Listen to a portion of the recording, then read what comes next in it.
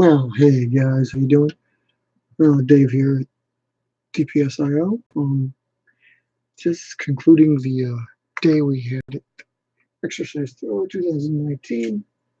Don't know why I have this phase example sitting here. But a good day was had. The Javelins all performed admirably. Just got them posting it up out there for you guys to check out.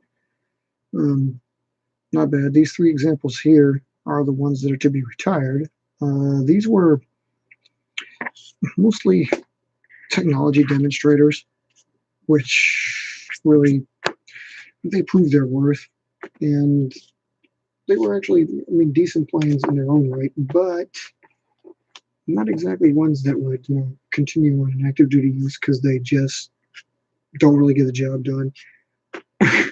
Not for typical Javelins, and they performed admirably. Don't do what they expect, so I have no reason to keep them anymore. Plus, this one belongs to the 55th group that doesn't even exist anymore. So we got 145, 146, and 142, almost sequential numbers. I apparently was in a pretty experimental stage back in this time. These, I believe, are from 2008. This one's from 2008. I believe 145 and 146 here are from 2010. So substantially older birds, 11 years and 9 years. They serve their purpose, but as you can see, definitely a different take on Javelin. Tap airplanes. They're Rogers.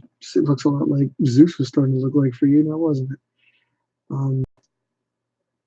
It actually still flew pretty much like a Javelin, but a little bit on the wobblier side, not as stable. And the split back there, that was not caused by me. It was just by the extreme heaviness of the nose. So off to the retirement, off to the palace. These two, very similar kind of experiments with no RF. And these, again, somewhat worked. It just really kind of slowed it down, which also kind of tainted their range. They were considered shorter range. And for an interceptor, that's pretty big no-go. So this one benefits from even more technology. It's got a little bit of a, you see the upward fin back there, and it's got a dog tooth. So there's a cut into horns on there. His nose is, as you can see, his staples in there, extremely heavy. Not that Javelins aren't heavy, but in any case, these are to be retired. It remains to be seen whether or not all three actually do go to the palace. It's quite possible one of these two gets burned. But overall, pretty good day. Kind of sad we lost a phase. Kind of really sad we lost the Javelins, especially in the middle of the freaking field. Grass. It's just grass, thick grass. For an example of this, we found one of them. Not this one, but we found one of them. And these are a good 7-inch plane, 7.5-inch plane right there. The one that was lost for a long time, and one of the ones that was also lost was found completely buried in the grass beyond this. So I can only imagine another yellow one, almost identical to this one in color. See the difference? I know it's a little bit washed out, but it's yellow.